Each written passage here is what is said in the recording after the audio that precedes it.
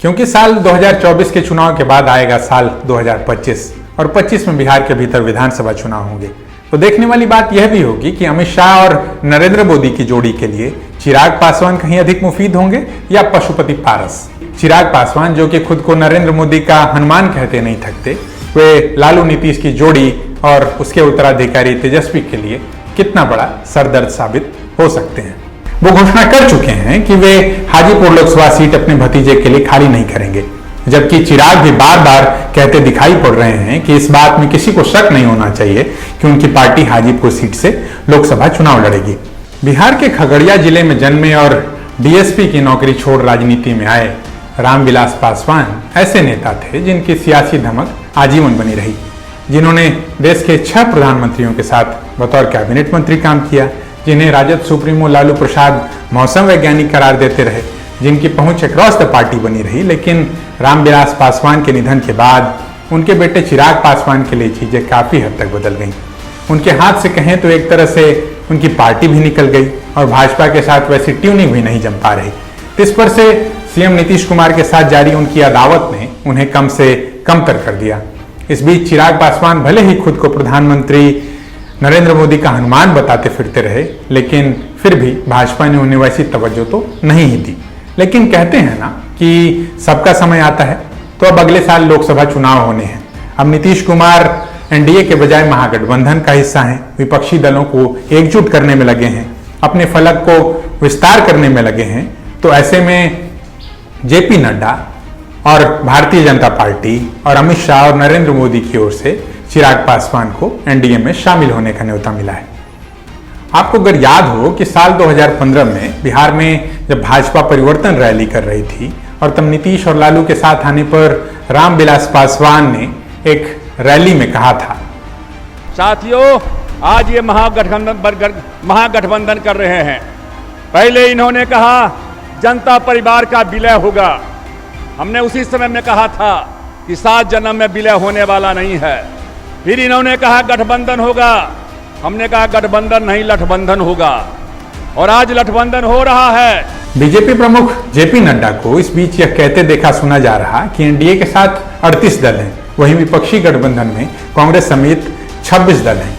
Suheldev Bharatiya Samaj party के प्रमुख ओम प्रकाश राजभर अब एनडीए का हिस्सा हैं। बिहार में महागठबंधन से बाहर किए गए जीतन राम मांझी को भी एनडीए की बैठक में शामिल होने का न्योता मिला है।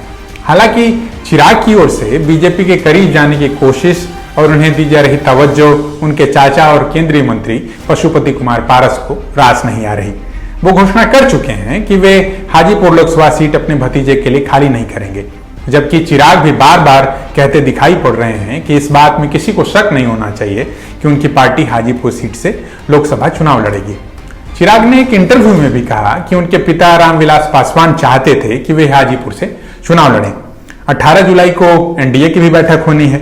अब यह देखना और जानना दिलचस्प होगा कि बिहार में दलित बहुजन राजनीति के लिहाज से महत्वपूर्ण आधार कही जाने वाली पासवान समुदाय का वोट बीजेपी के लिए 2024 की राजनीति में क्या मायने रखता है और चाचा भतीजे की इस फूट से किसको कितनी चुनौतियां हैं। बिहार विधानसभा चुनाव 2020 से ठीक 1 महीने पहले लोक जनशक्ति पार्टी एलजेपी नेता रामविलास पासवान का निधन होता है। तब वे एनडीए का हिस्सा थे और केंद्रीय मंत्री थे, और इस बात में कोई खास विवाद नहीं कि तब वे बिहार में पासवान कम्युनिटी के लिहाज से सबसे बड़े नेता माने जाते रहे। और आज लाख टके का सवाल यह है कि क्या चिराग उस वोट बैंक पर वैसी पकड़ बना पाए हैं। अब बात जरा हाजीपुर सीट की, बोले तो हाजीपुर लोकसभा सीट की। 1977 में 31 साल के रामविलास पासवान 4.2 लाख वोट के अंतर से पहली बार हाजीपुर सीट से प्रतिनिधि बने। इसके बाद 1989 में उन्होंने फिर अपनी ही जीत का रिकॉर्ड तोड़ते हुए 5 लाख से अधिक वोटों से जीत हासिल की। अब इस बात से तो शायद ही कोई इंकार करे कि बिहार के राजनीतिक परिदृश्य में कास्ट या कि जाति एक अहम फैक्टर है और हर जातियों का अपना एक कहा और अनकहा नेता पसंद होता है। रामविलास पासवान भी खास तौर पर एक कम्युनिटी के बड़े लीडर थे और पासवान कम्युनिटी भी समय समय पर राज्य से लेकर केंद्र तक उनसे उम्मीद भरी निगाहों से देखा करती थी। कौन है पासवान? करीब 5 दशक तक रामविलास पासवान ने पासवान कम्युनिटी का प्रतिनिधित्व किया और वो इस कम्युनिटी के सबसे बड़े नेता के तौर पर जाने जाते रहे। यह भी एक फैक्ट है कि बिहार में पासवान कम्युनिटी दूसरी दलित जातियों की तुलना में कहीं ज्यादा एकजुट, बेहतर हालत में और राजनीतिक रूप से कहीं अधिक सजग और जागरूक है। पासवान सरनेम दुसाध समुदाय के लोग लगाते हैं, जो कि बिहार की कुल जनसंख्या की करीब 5% आबादी है, यानी करीब 50 लाख की आबादी। वेबसाइट द प्रिंट की एक खबर में सेंटर फॉर पॉलिसी रिसर्च के हवाले से बताया गया है कि बिहार में कुल दलित आबादी का 30% से अधिक हिस्सा दुसाध समुदाय से ताल्लुक रखता है। इस जनसंख्या के साथ वो किसी भी गठबंधन या पार्टी के वोट बैंक के लिहाज से अहम हिस्सा हो जाते हैं। बीजेपी के ही वरिष्ठ नेता संजय पासवान ने कभी द प्रिंट से ही बातचीत में कहा था कि अंग्रेज जब भारत आए और बंगाल के अंतिम स्वतंत्र नवाब सिराजुद्दौला से उनका मुकाबला हुआ तो उन्हें इस समुदाय की मदद लेने की सलाह दी गई, क्योंकि इन्हें शारीरिक तौर पर मजबूत और युद्ध कौशल में बेहतर माना जाता था। पासवान शब्द को उर्दू के पासमा शब्द से जोड़ा जाता है, जिसका मतलब होता है नजदीक का रक्षक। ऐसा माना जाता है कि एक समय इनका काम जमींदारों के लिए टैक्स कलेक्टर या चौकीदार के रूप में काम करना था, जो कि इन्हें सत्ता के नजदीक लेकर आया। संजय पासवान कहते हैं कि तब से ही इस कम्युनिटी में सत्ता की भूख है। वे आगे कहते हैं, अगर आप अब भी देखें तो इस कम्युनिटी के लोगों को बहुतायत में पुलिस में पाएंगे।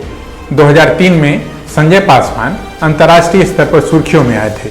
वजह थी उनका आग पर चलना। इस दौरान उनकी खूब आलोचना भी हुई और कहा गया कि वे अंधविश्वास को बढ़ावा दे रहे हैं। उस समय वे शिक्षा विभाग के जूनियर मंत्री थे। इस पर उनका तर्क था कि दुसाध लोग आग से खेल में डरते नहीं हैं। भले ही पासवान कम्युनिटी को एक जमाने में जमींदारों के करीब माना जाता हो, लेकिन उनके पास खुद के नाम जमीन के रकबे कम ही। इस कम्युनिटी के लोग आज भी आमतौर पर दूसरों के खेतों में काम करके ही अपना गुजारा चलाते मिल जाएंगे। कई राजनीतिक विशेषज्ञ यह मानते हैं कि आर्थिक रूप से थोड़ी बेहतर स्थिति या कहें कि सामाजिक शक्ति ने उन्हें राजनीति और वोट बैंक की पॉलिटिक्स में अहमियत दी। उनका कहना है कि भले ही लोग ये सोचें कि बिहार की आबादी का महज 4 से 5% हैं, लेकिन पूरे बिहार में जहां तहां पसरे होने की वजह से यह एक बड़ा वोट बैंक है और किन्हीं प्रत्याशियों या गठबंधन की हार जीत तय करने में यह अहम भूमिका अदा करते हैं। तो चाचा भतीजा पशुपतिनाथ पारस और चिराग पासवान को एकजुट करने की कोशिश में बीजेपी कहां तक सफल होती है यह तो समय ही बताए, लेकिन चिराग के एनडीए में शामिल होने से विपक्षी एकता को बिहार की राजनीति में बल तो जरूर मिलेगा।